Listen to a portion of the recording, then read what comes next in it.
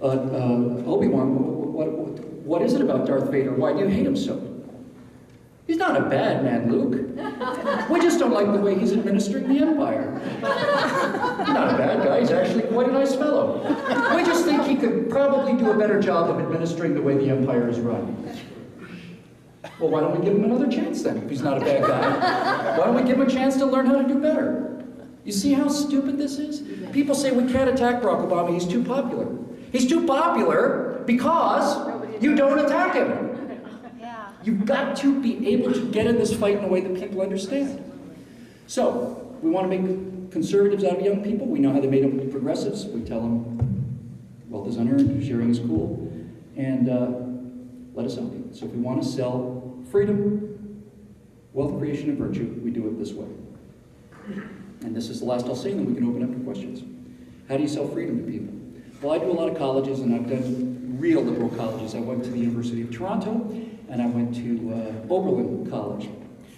Oberlin is where reason and logic go to die. And in Oberlin College, I had a room full of students. The Republican Club brought me there. There are 3 people in the Republican Club at Oberlin. I'm not making this up. And the leader of the Republican Club hadn't decided whether he was going to vote for Romney or not. Oh, truth, it's absolute truth. Oh my. So how do we sell freedom, wealth creation, and virtue to young people, to students, to the Barack Obama crowd? Well, let's start with freedom. I would say to these people, I'd say, listen, let's just take the labels away for a minute. Get rid of Republican and Democrat and liberal and conservative, peel those away, and let me just ask you an honest question. Raise your hand if you're the kind of person who likes to tell other people what to do and like to be told what to do. Raise your hand. Nobody raises their hand. Now raise your hand if you're the kind of person who likes to be left alone and thinks you should leave other people alone. Everybody raises their hand. No one will raise their hand and say, I'm the kind of person who likes to tell other people what to do. Many of them would, but no one will admit it because that would be uncool. So I said, so you'd rather be left alone? Yeah. Okay. Why don't you vote for the party that wants to leave you alone? Why are you voting for the guys that are telling you you have to wear a helmet when you have your motorcycle? Why are you voting for the guys who tell you how big your soft drink can be? Why are you voting for the guys who are telling you what kind of car you can drive and how warm your room is going to be and what your healthcare choices are going to be and tell you every single other thing in your life and have it utterly regulated because when they're finished, everything that is not mandatory will be forbidden. Why are you voting for those people if you want to be left alone? They start thinking. So you got them a third of the way there. Now, wealth creation is a little bit tougher because wealthy people have been demonized so much, but here's what's interesting about wealth creation. I actually did this at Oberlin. I said, how many of you out there would call yourself socialists? And I hate to break this to you folks, but it's 6 or 7 out of 10 in colleges today. You generally like socialism, yeah. What is the central premise of socialism? Most of these kids are so badly educated, they don't even know their own philosophy. I have to teach. Yeah, that's it. That's what we like. That sounds good. That's fair. We like that. I said, okay. Socialists only now. Raise your hand if you were a socialist. What kind of phones do you have? I have an iPhone 5. What do you guys have? And they'll slowly raise. I got an iPhone 3 or 4 or 5. And I've got a Droid. And I've got a Samsung.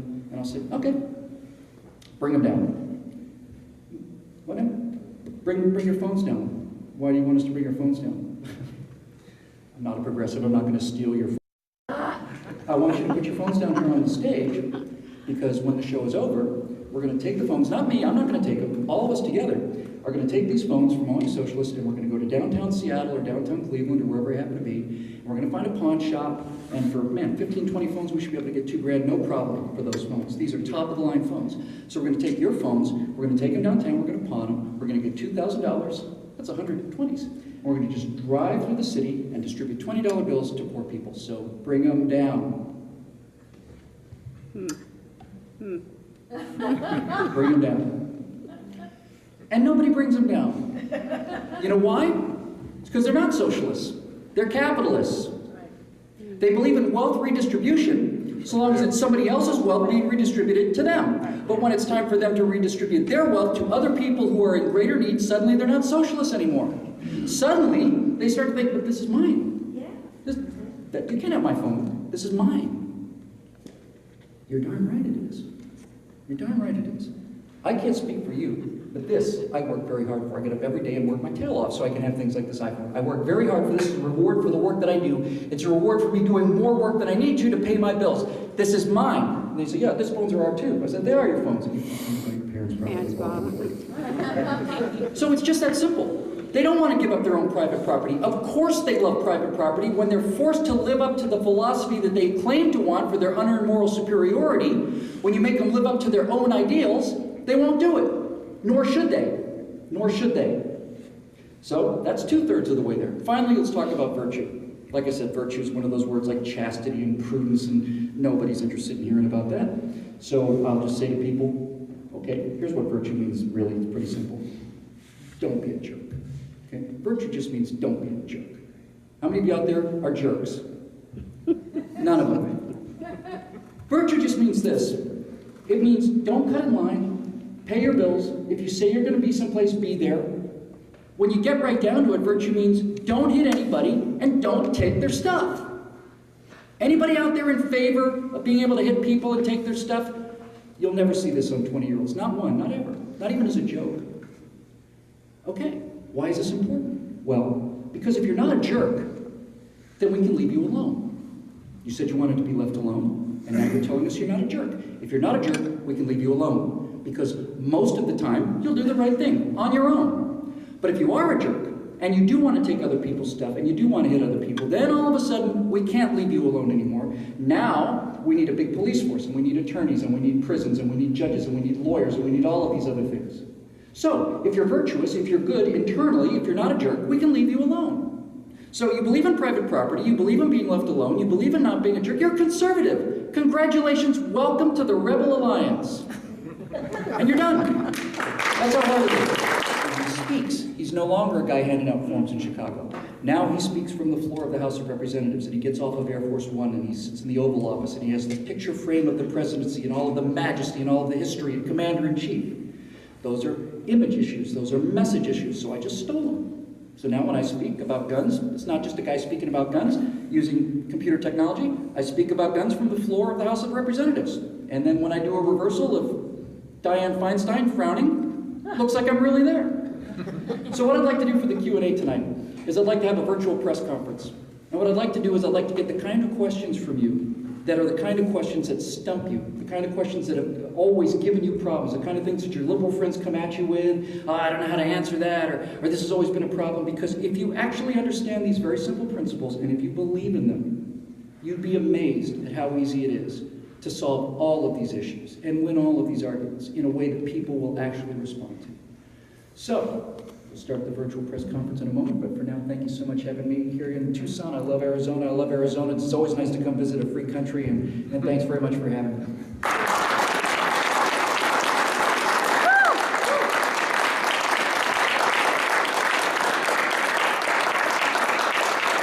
Okay, let's team up. Anybody want? Excellent. Why are conservatives all like Bush? I mean, I'm not like Bush. I'm better looking than he is. I'm not as tough. Bush is a Bush. Look, I think I know what you're saying. Part of this is self-inflicted gunshot wounds, right?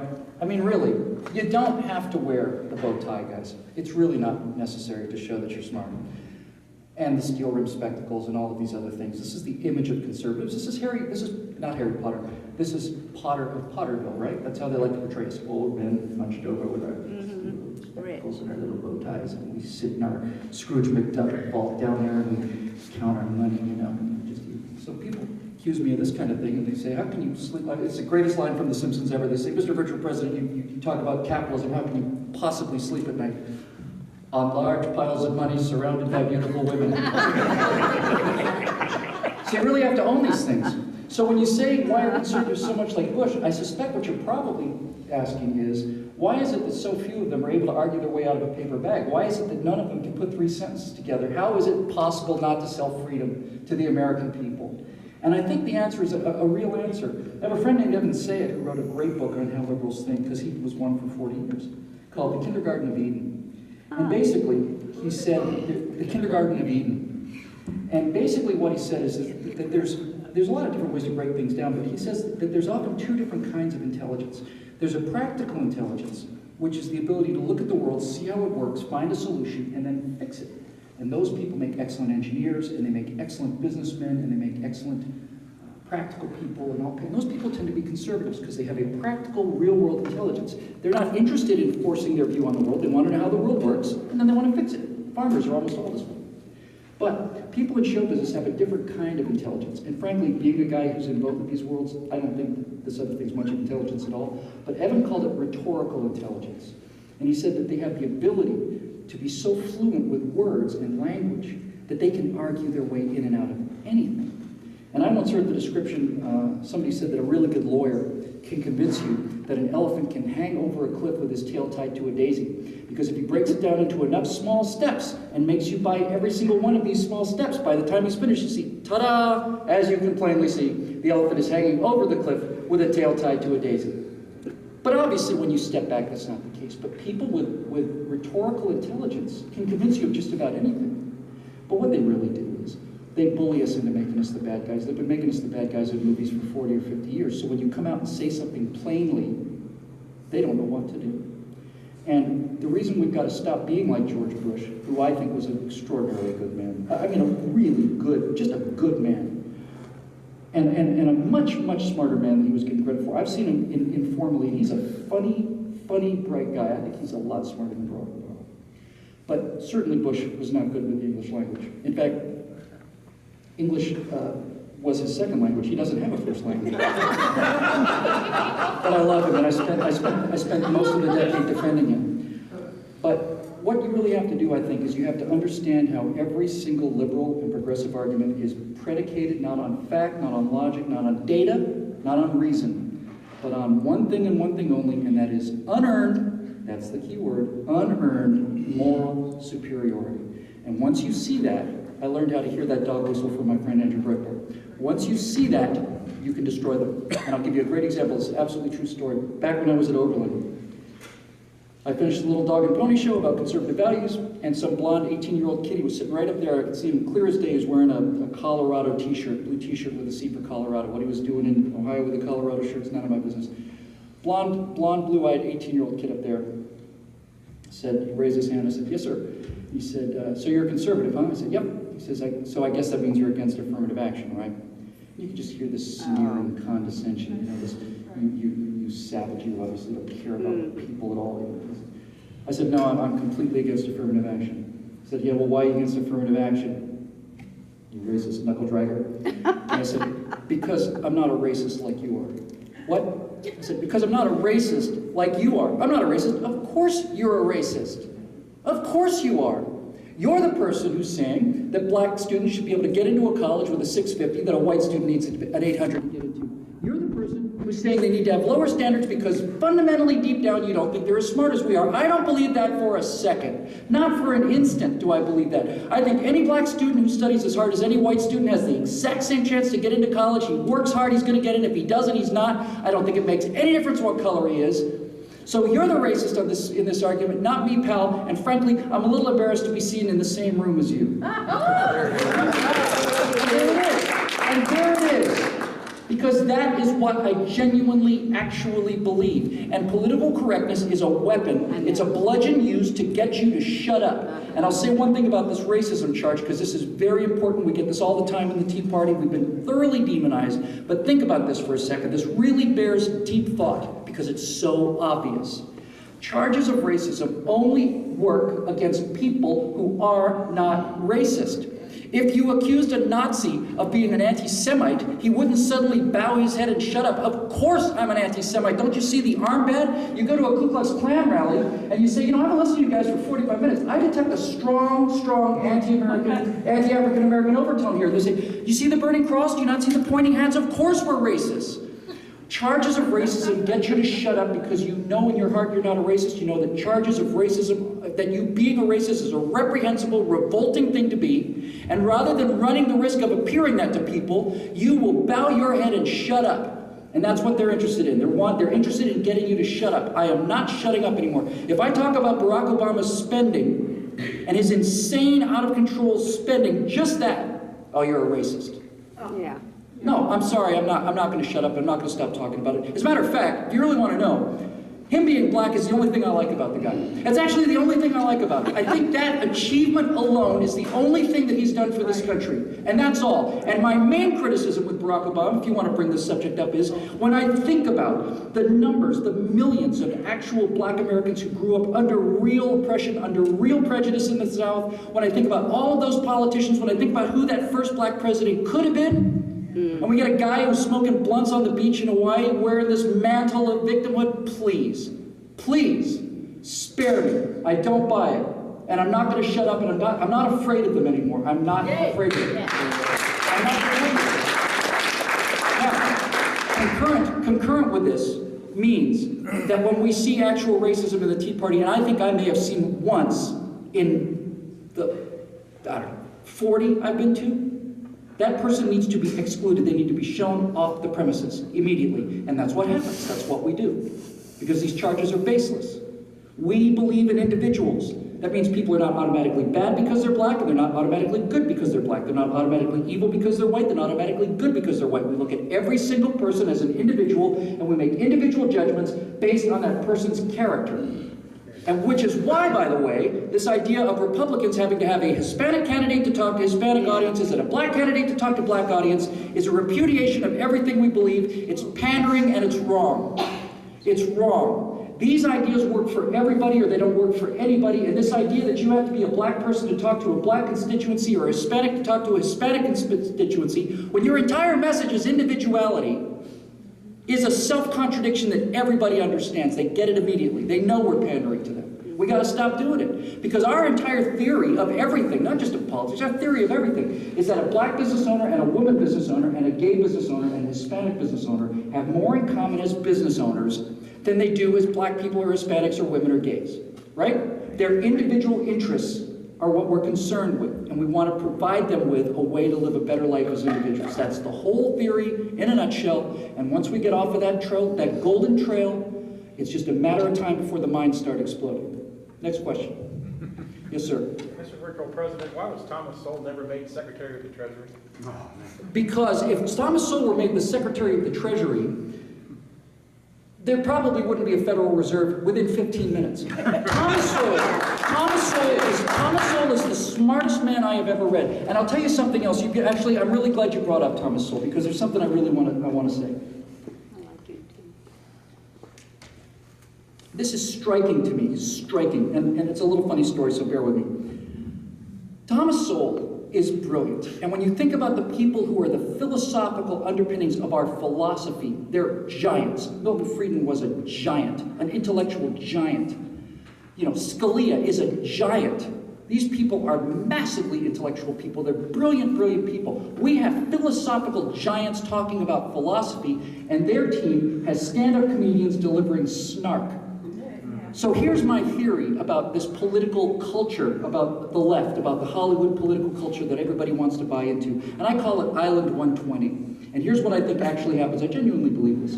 I think that the average IQ is 100, right?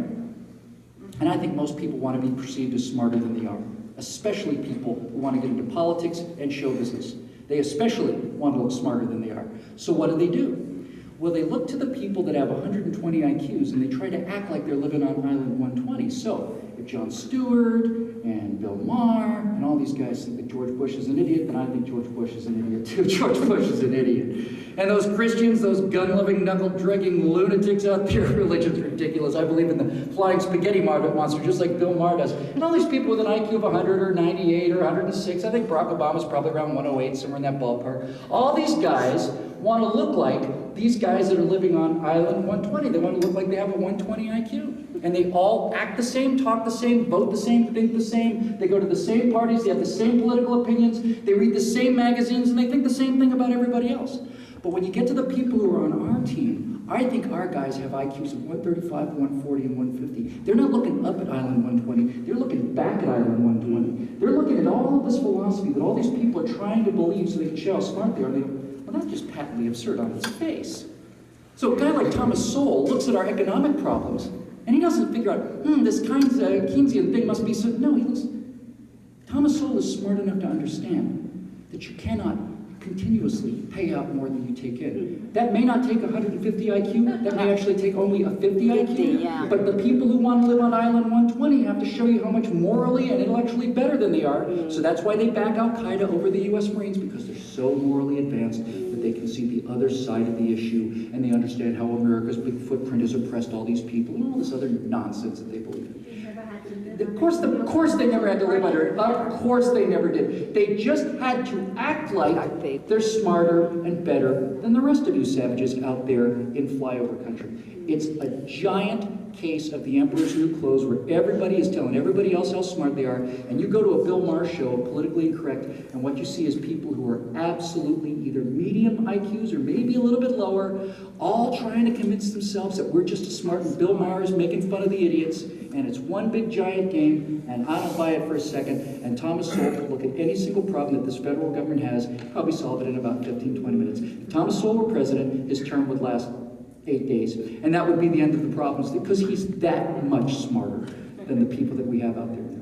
Yes, sir. Mr. Virtual President, what did you think of Dr. Carson's speech? I actually saw Dr. Carson at an event about 2 weeks ago. He spoke on a Sunday night, and I spoke on a Monday night, and it's always good to go with a smart guy first.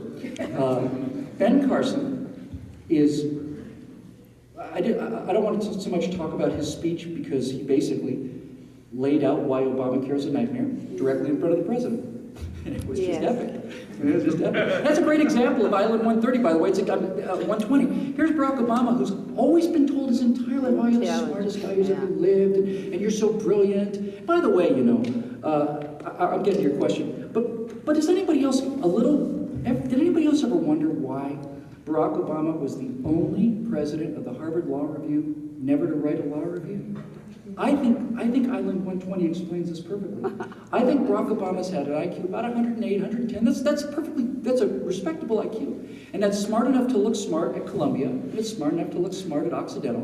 But when you were in Harvard Law, everybody has an IQ of 130 or 140. Everybody does.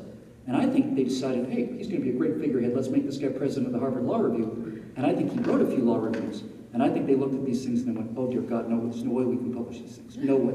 Why don't you go out there and make some speeches? That's what I think is why he doesn't do it. But your question was again... what did you think of... Ben Carson. Ben Carson, on the other hand, is one of the most brilliant men on the face of planet Earth. Ben Carson said something that went through me like an electric bolt. Ben Carson said in the course of his speech, you probably know his story. Ben Carson was raised in utter poverty. His mom had 2 or 3 jobs. She would not let them go on welfare because she said, I have never seen a family that went on welfare that got off it again.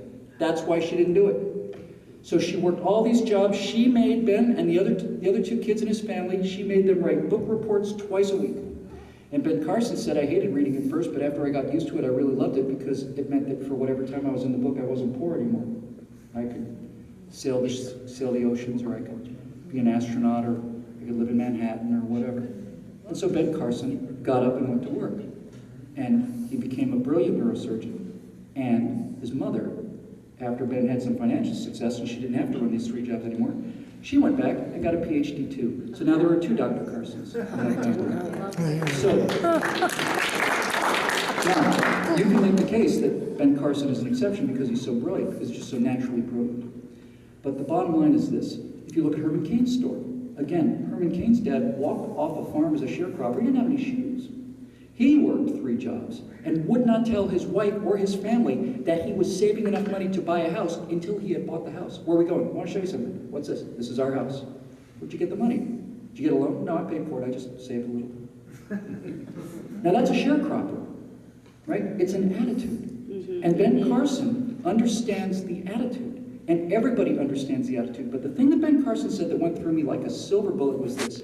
He said, yes, I have a very nice house, and I have a couple of very nice cars, and very nice things, and I've got a lot of money. And he said, I could lose all of it tomorrow, and it wouldn't amount to a hill of beans, because I'd get it back in 6 months because of what I have up here. And I just said, well, there. That's the end of progressivism. That's the end of progressivism. That's it. Because of what I have up here, take it all away from me, I'll get it back in 6 months. That means wealth is, in fact, earned. You could take a guy like Ben Carson, or anybody who wants to work. You could let them become wealthy, and you could take all their stuff away.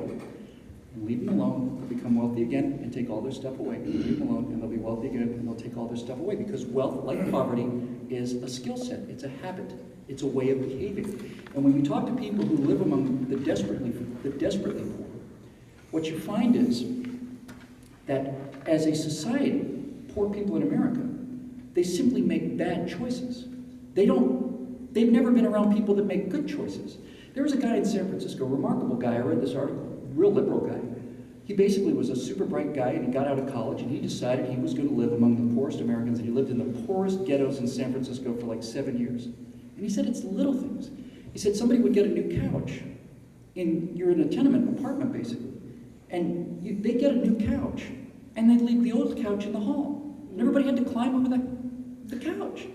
They just didn't take it downstairs. That's not ignorance. It's not even laziness. It's just habit. It's being surrounded by other people with this kind of inertia. And I'm so glad, because this brings me to the most important point of all. We look at these things and we go, what's the matter with these people? We look at the third world. We look at how awful it is and how primitive it is in Africa and in Mexico, and just so we're all on the same page. You know, you go to the Ukraine, that's as Caucasian as you get. There are people still living there with open sewers and thatched villages. And P.G. O'Rourke said, you know, there's not an American alive who could go to the Ukraine and say, give me $200 in an hour at Home Depot and we will fix this problem forever. But all of these people have this mental inertia, and you think, what's wrong with them? But I realized a long time ago, there's nothing wrong with them. They're not the freaks. We're the freaks. This idea that things can be improved, not only that they can be improved, but they're expected to be improved, that's a new idea. That is a learned behavior, and that's what makes us wealthy and successful. It's a pattern, it's a habit, it's a belief. It's not got anything to do with race, it's got nothing to do with IQ. It's a belief system. And when that belief system gets leached out of society, we become more and more and more and more and more like everything that we were always supposed to be better than. Because the people who had that attitude, not the money, not the IQ, not the race, but the people who had the attitude said, I'm not putting up with this crap anymore, I'm getting on a boat, I'm going someplace I've never seen or heard of, I'm leaving all of my family behind, and I'm going to become a new person. That's what we were made of, and that's what we need to relearn. Next question, yes, sir. I hate to give you a softball one, but tell me, Mr. President, how would you make the Affordable Care Act affordable? By abolishing it.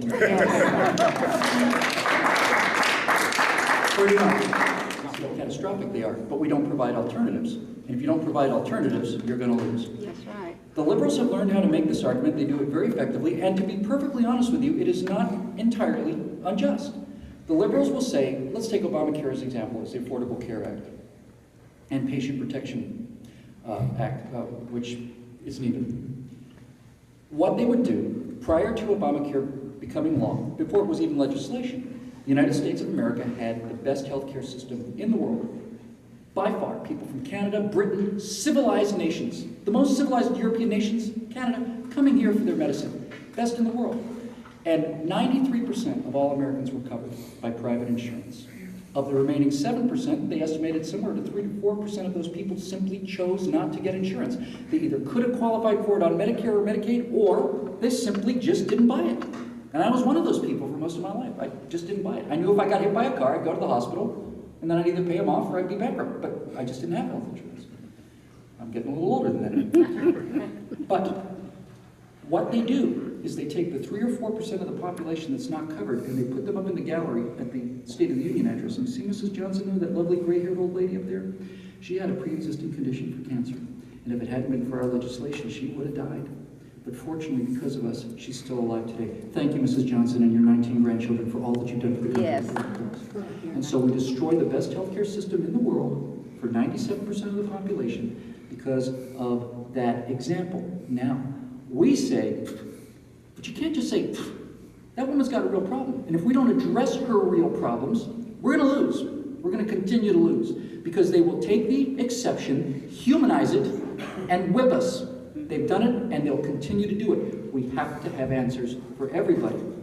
Some of those answers are very complex, but I've been lucky enough to meet a couple of doctors, and they have put together a private healthcare alternative. And it's a remarkably simple thing. And it just consists of a retirement of a health account. And if you can't afford it, the government will pay into this health account, and it sits there, and it has a certain amount of expenses. You hire catastrophic insurance to cover the big things, and this little account covers the little things. Because if you think about it, healthcare is not health insurance. We don't have health insurance. We think we do, but we don't. You have automobile insurance, right, sir? That doesn't cover your oil change, does it? It doesn't cover your wiper fluid. You don't take the car in to the dealer when it needs air in the tires, even though your car is fully covered, right? So what you have is, you have protection against large damages, and you have a deductible, which means that you don't constantly go to the insurance company every time there's a little scratch on your car. You take care of the small stuff, and the stuff that you can't afford to take care of, you have actual insurance for. We don't have that in healthcare today. With this full coverage thing, if somebody's got a sniffle, they go to the doctor. Doctor says, you probably got a cold, but since we're all lawyered up, maybe I should make sure, let's get you an MRI. So now your $50 medical visit is a $700 visit. Guess who has to pay for that? So when you start dealing with things like a fund, you can actually start saying to people, you have a $10,000 emergency fund, you have catastrophic insurance for big stuff. If you get cancer, if you get hit by a bus, you have an insurance cover. And of that $1,000 or $10,000 that continues to grow, you own it. And next thing you know, you're 40 years old and you've got $200,000 in the bank. And you're 50 years old, you got $700,000 in the bank. You're 60 years old, you got $3 million in the bank. You draw down from it what you need.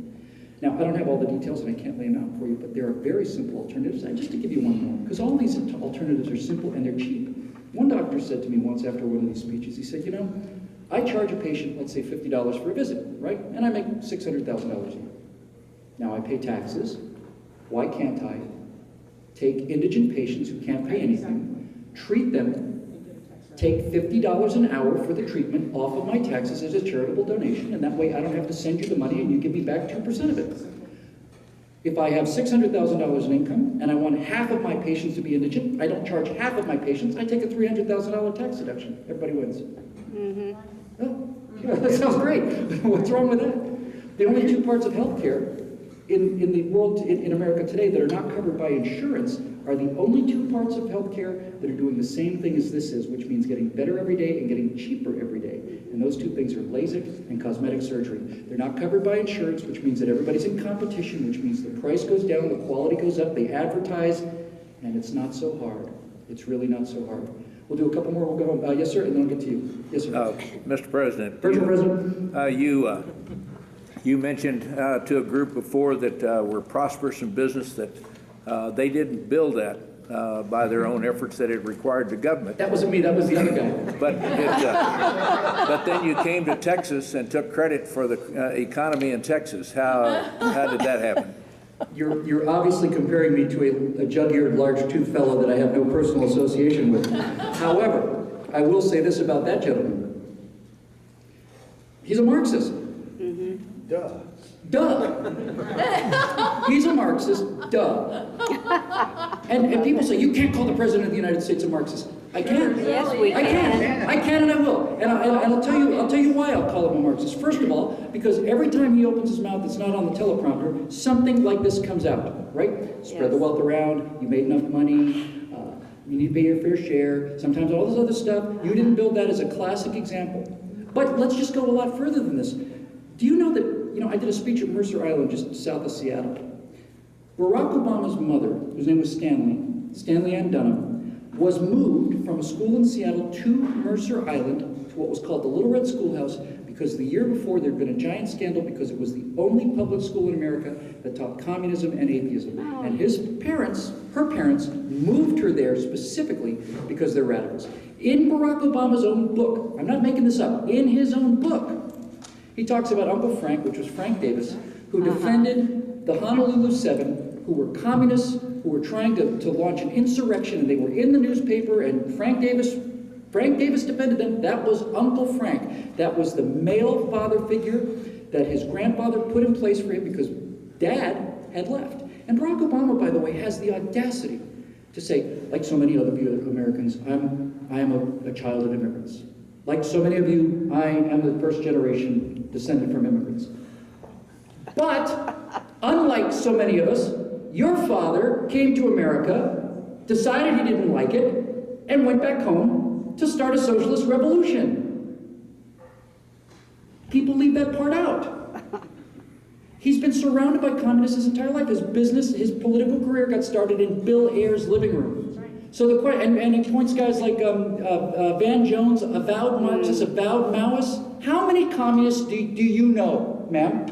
Not knowingly one. I don't know one either. Yeah, that's right. I don't know any either. He knows a lot of them. So I'm just telling you based on the evidence. I would love to say he's not, and I would love to give him the benefit of the doubt. But if your grandparents are Marxist, and your mother's a Marxist, and your father figures are Marxist, and your actual father's a Marxist, and you believe in Marxism, and you talk about Marxist philosophies, I'm going to go way out on a limb and suggest that secretly deep down, you're probably a Marxist.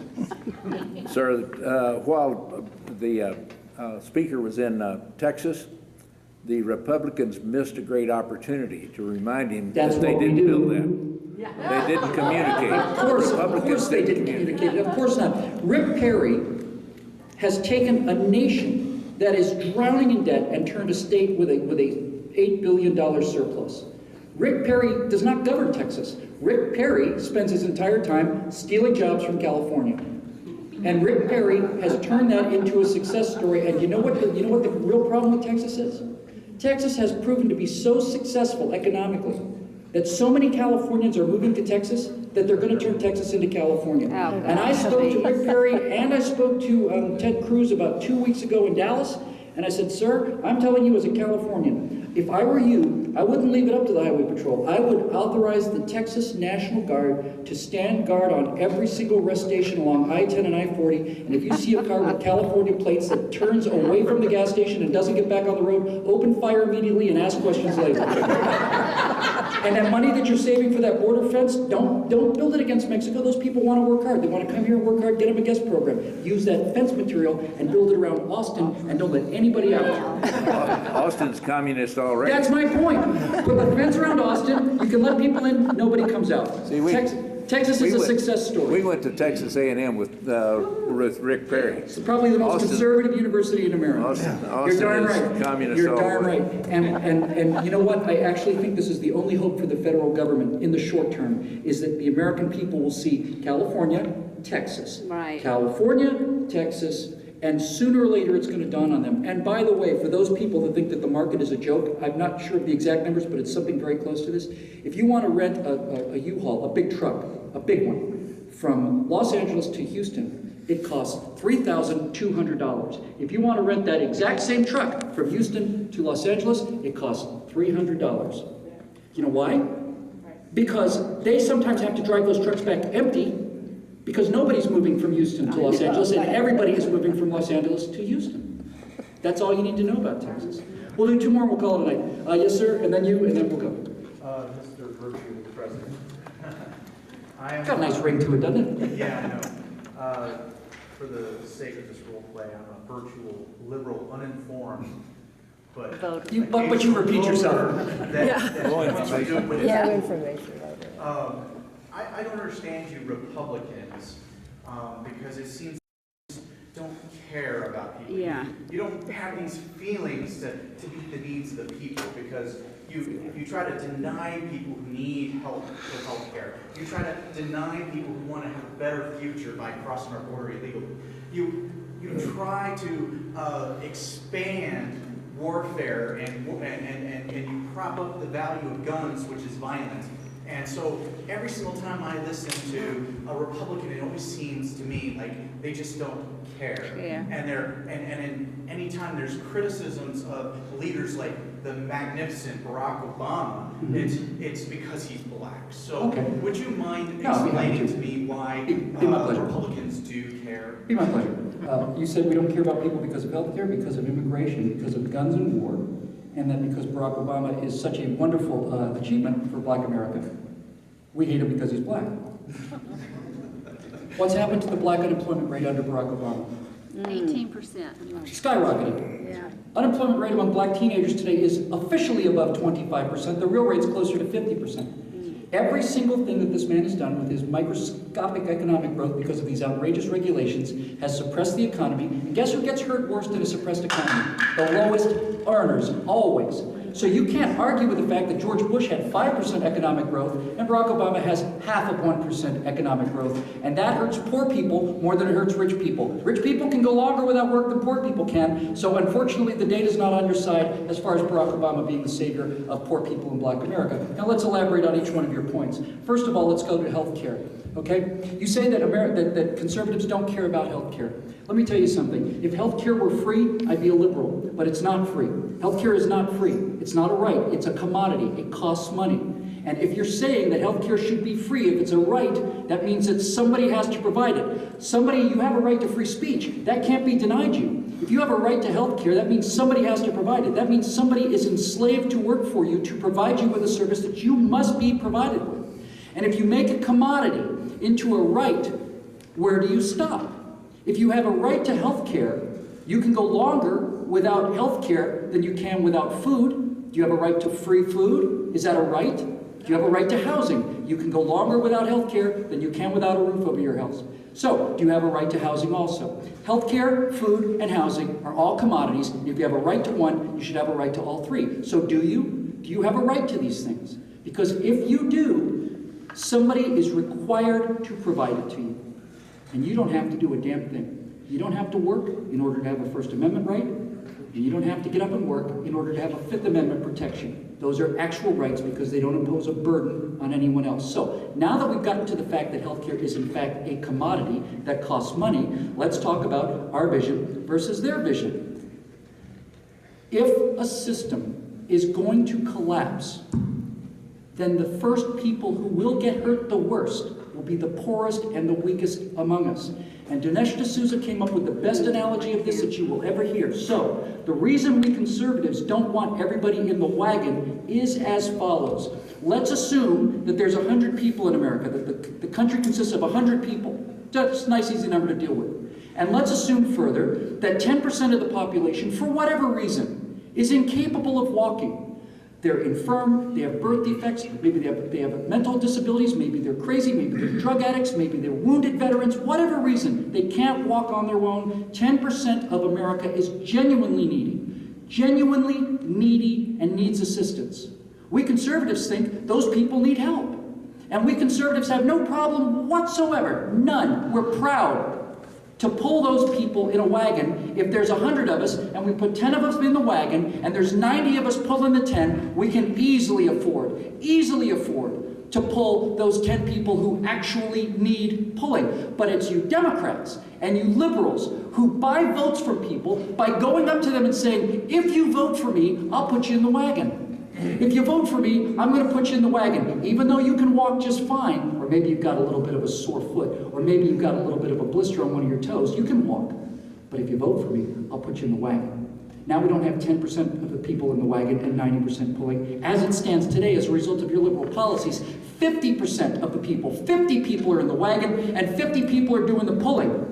And every single day, your policies put more and more people who can walk on their own in that wagon and leave fewer and fewer people doing the pulling. And let me tell you what is going to happen. When enough people are in the wagon, it's going to dawn on everybody else that you're a chump now. Now you're a chump if you're pulling the wagon. You're a chump if you don't get in that wagon. And you know what happens then, sir? Then nobody pulls a wagon. There is no more wagon anymore. And you know who really gets hurt? The 10% of the people who actually can't walk.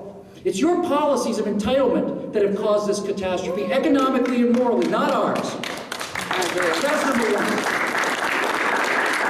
Secondly, you want to talk about immigration? Let's talk about immigration. Protecting the border against illegal immigrants is important for moral reasons. Because illegal immigration is not just a slap in the face, it is a spit in the eye of every single legal immigrant from all around the world who has spent 10 years of their lives and virtually all of the money they have to stand in line and fill out the forms and do things the right way and the legal way, and they come to America and they give up their old lives and they become new Americans American as the people that got off the Mayflower because they raise their hands and they take an oath that we never had to take and they pass a test that most of us can't pass. Yeah. New legal immigrants are the best Americans there are because they're the people who understand the value of what they had to give up to come here. And if you just let people walk across the border and cut those people off, You're turning them into chumps too. That's kind of what you guys do, I've noticed. You turn honest, hardworking, decent people into chumps. You turn them into criminals. Hey, what an interesting segue that is into guns, by the way. Because our theory is based on fact. And if you want to start talking about guns, let's talk about gun deaths. There's anywhere between 8,000 to 11,000 gun murders in this country every year. It's an appalling number, it's horrible, and when you look at the numbers of people who are killed by guns in this country, you find virtually, not all, but virtually all of them are committed by people who never could have got those guns legally anyway. Most of them. If you think we want felons and murderers to have guns because we're conservatives, you're out of your minds. We want guns because the felons and the murderers have guns, and we want to be able to defend ourselves. So let's talk about the gun issue. Right? 8,000 people killed a year, 10,000 in a country of 300 million. What's 10% of 300 million? 30 million. What's 1%? 3 million. What's 1/10 of 1%? 300,000. What's 1/100th of 1%? 30,000. What's 1/1000th of 1%? 3,000. Right? We're talking about a failure rate of what? 1/2 of 1/2 of 1/2 of 1%? That's the failure rate? And we're going to destroy this?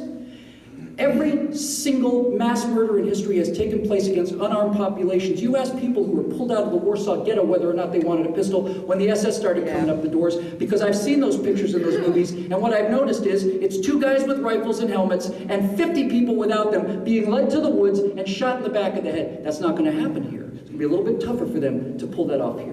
So the dead bodies are not on my side. The dead bodies are on your side. You've got 100 million people dead as a result of your collectivist policies that you're going to have to answer for. And you don't get to stand on a high horse and look down on me. I'm the person who's in favor of those Jewish musicians being able to defend themselves against this giant tyrannical state that kicked their doors down and took them off and murdered them. Not me. No, I'm not the one who's in favor of that, but you are. You're the one who's in favor of a big, powerful government that wants an unarmed population that they can do whatever they want to. Mr. Virtual President? Yes, sir. Leave my liberal friend Well, he said he was an uninformed liberal, and I just generally don't like redundancy. And furthermore, he looked like he was about to cry. Comes from the left, as I've dealt with them, one-on-one and in groups, is always the emotional part. And what did I do? Did I come back with you with facts? I did not. That's exactly right. This is what I'm talking about. I didn't come back with it. Well, the numbers were 11,000 in 1984, but now they're down to 6,900. That's a 43% reduction in gun deaths. No, you don't get to take the moral superiority over me. You don't get it. You're never going to get it. I'm not going to give it to you. That's the only thing you have. And you don't even have that. But you want to think that you have. I'm not going to give it to you. You're not going to tell me I'm a racist because I'm against affirmative action. You're a racist because you believe in affirmative action. I'm not a murderer because I support gun rights. I'm in favor of stopping murderers. And I'm especially in favor of stopping mass murderers. See, controlling the language and the narrative. You bet. Turning the tables and establishing, particularly in a pop culture that's often... Boom. Turning the tables. Don't be so defensive, be aggressive. So that's why I asked the question. well, it was a perfect question. It was perfectly phrased because that's exactly how they ask it. And this is what I'll leave you with, folks. If we want to continue to lose elections, then here's what we need to do. We need to continue to walk right into the little cultural kill box, the little political kill box that the progressives have set up for us. They have a stretch of trenches that's about 1,000 yards wide and about 100 yards deep, and they've got barbed wire, and it's all mined, and they've got artillery zeroed in, and mortars, and machine gun nests, and they've got drones flying overhead, and they've got attack helicopters, and they've got cruise missiles, and all of this stuff is focused on this little patch of ground, and we walk into it one by one, and then we're utterly, utterly, utterly surprised when they destroy us politically. Because we walk right into their battlefield and we don't know what to do. They start giving us this moral argument. We start saying, well, gun violence is down 6% this year. Nobody hears that. They see that little lady up in the bank. It's a real person. A number's not real, but that person's real. I'm not going to do it. I'm not going to walk into their kill box anymore. I'm going to parachute 60 miles into the back of their lines. I'm going to blow up an ammo dump. And when everything starts going over, they say, what the hell's that happening? I'm not going to be there anymore. I'm going to blow up a bridge 50 miles in that direction. And I'm going to hit them in the back. I'm going to hit them in the rear where they don't expect it. And I am not going to fight on their ground. They're going to fight on my ground now.